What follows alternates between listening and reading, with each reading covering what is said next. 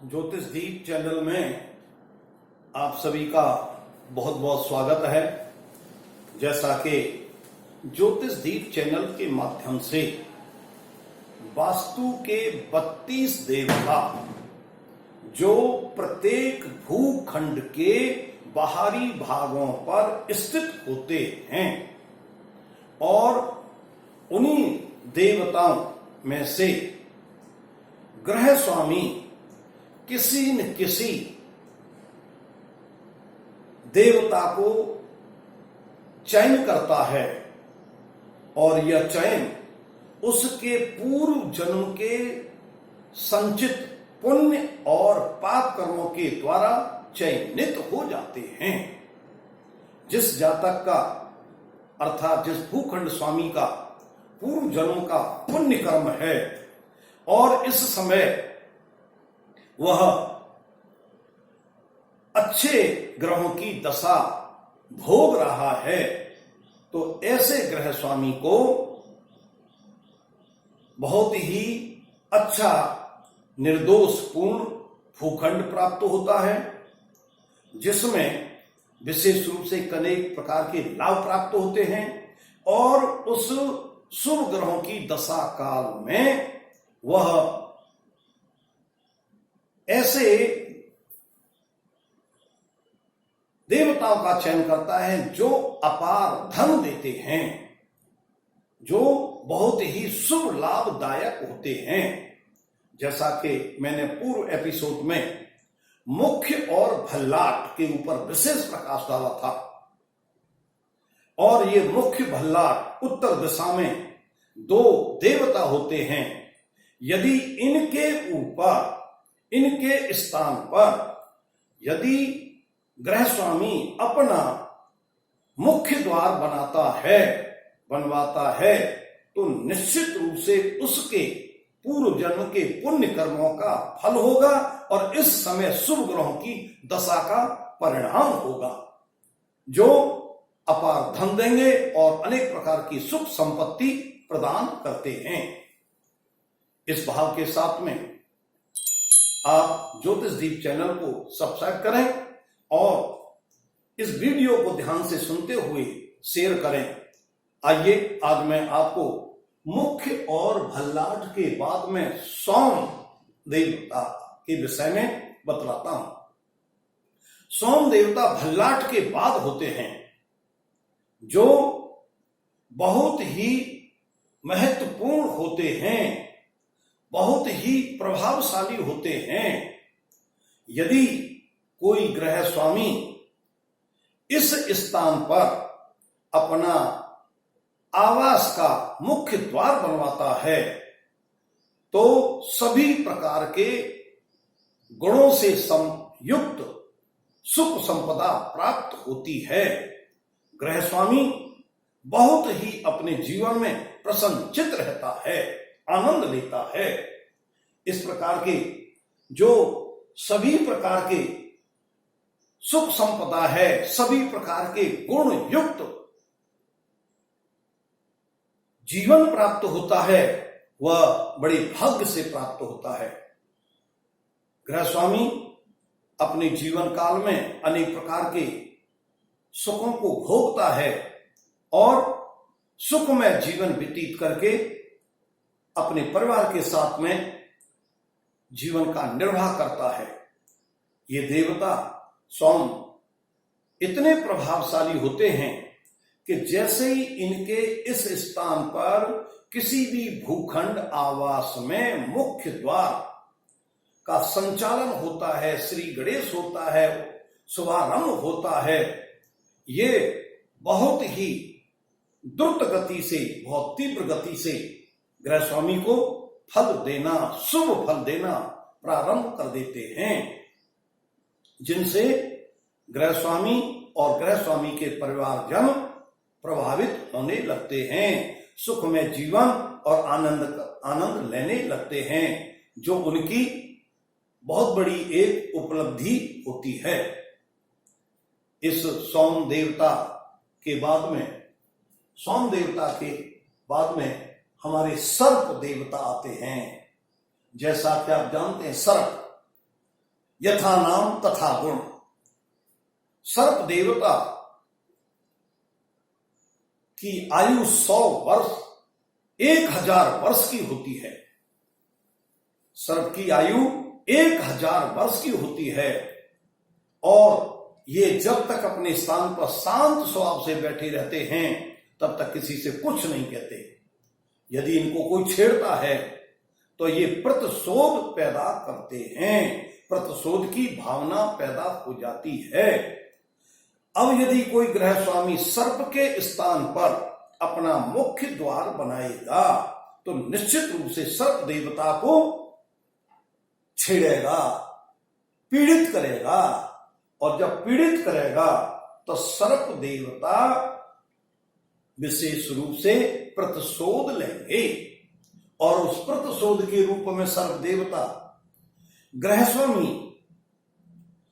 स्वामी के जो संतान है वो संतान गृह स्वामी के विरोध में आ जाती है, अनेक प्रकार के विरोध प्रकट करती है, जिससे गृह स्वामी सदैव तनाव में बना रहता है।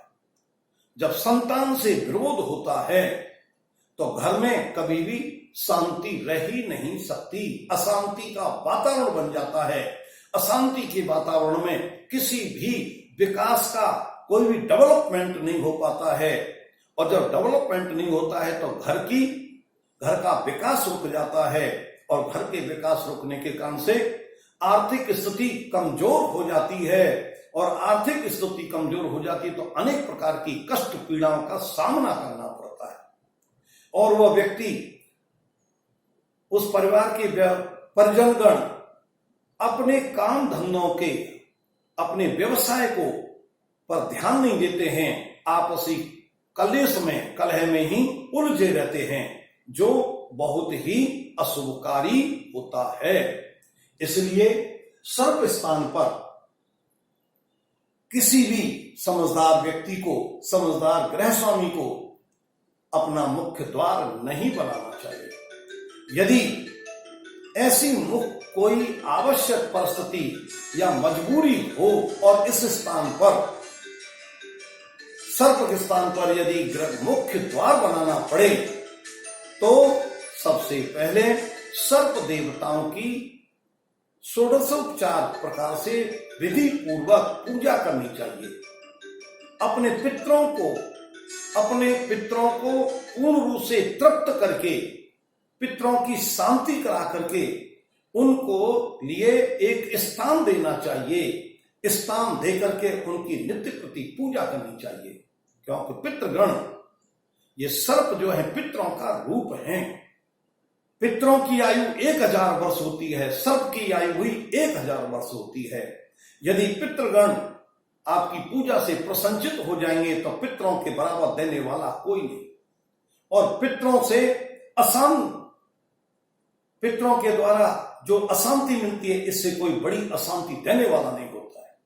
इसलिए इस पितृ के स्थान पर, सर्प के स्थान पर गृह स्वामी को विशेष रूप से इनकी शांति करने के लिए, इसके परिहार के लिए कई इस प्रकार के चमत्कारिक कार्य हैं जो गृह स्वामी को बहुत बड़ा लाभ दे सकते हैं। वो किसी दक्ष वास्तुकार से सलाह लेंगे तो उनको प्राप्त होगा। इसके बाद में अदिति का स्थान आता है। ये अदिति देवता, दिति और अदिति, ये कश्यप की 2 पत्नियां थी जो बहुत ही तेजस्वी, प्रभावशाली थी। अदिति का जो स्थान है, यदि कोई गृह स्वामी इस अदिति के स्थान पर अपना मुख्य द्वार बनाता है तो अदिति देवता का प्रभाव देखने को मिलता है। शास्त्रों में कथा है कि अदिति ने कश्यप से ऐसे समय पर, जो उपयुक्त समय नहीं था, अनेक प्रकार से अवगुणों से युक्त समय था, ऐसे समय पर कोई अपना स्त्री हट किया जो उसके लिए बहुत अशुभकारी हुआ।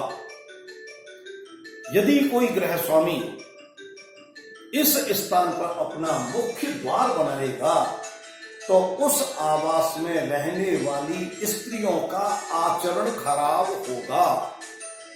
वे स्त्रियां शुभ आचरण नहीं करेंगी, उनके अंदर चरित्र में दोष पाए जाते हैं।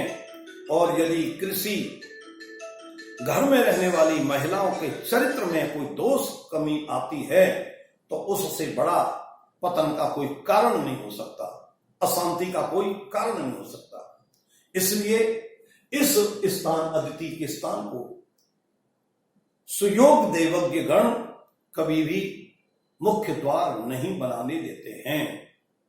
यदि कोई ऐसी परिस्थिति मजबूरी है कि इस स्थान पर यदि मुख्य द्वार बनाना पड़े तो इसकी शांति के बड़े अद्भुत चमत्कारिक परिहार हैं, पूजाएं हैं जिनसे उनका परिहार किया जा सकता है। इसके बाद में अंत में दिति देवता आते हैं और दिति ये भी अदिति की बहन हैं।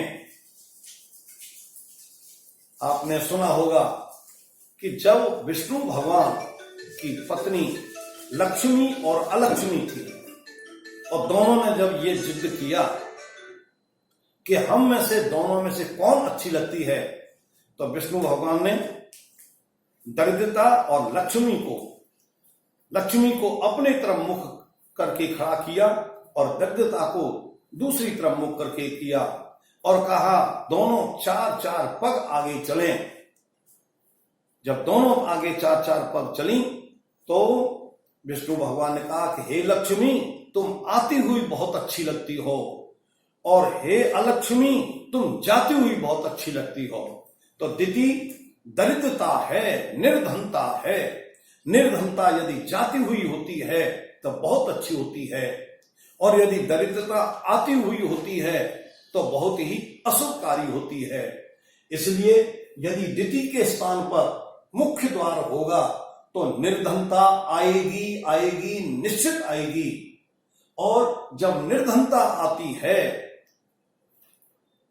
दरिद्रता आती है, अलक्ष्मी आती है तो घर में बहुत ही पीड़ाएं होती हैं। बिना आप जानते कि सबसे बड़ा आज के कलयुग में पैसा प्रधान है। बिना धन लक्ष्मी के कोई कार्य संपन्न नहीं हो सकता। जिस घर में धन लक्ष्मी के आगमन का कोई स्रोत नहीं होता है तो उनके सभी प्रकार के विकास रुक जाते हैं, सभी प्रकार के काम रुक जाते हैं और वह व्यक्ति अपने जीवन में बहुत ही कष्ट भोगता रहता है, परेशान होता रहता है। इसलिए इन स्थानों पर सुयोग देवज्ञ से ही सलाह लेकर के, परामर्श लेकर के किसी भी भूखंड में भूखंड स्वामी को अपने द्वारों का निर्धारण करना चाहिए जो उसके लिए विशेष रूप से कल्याणकारी हो सकते हैं। इसी भाव के साथ में कल्याणम अस्तु।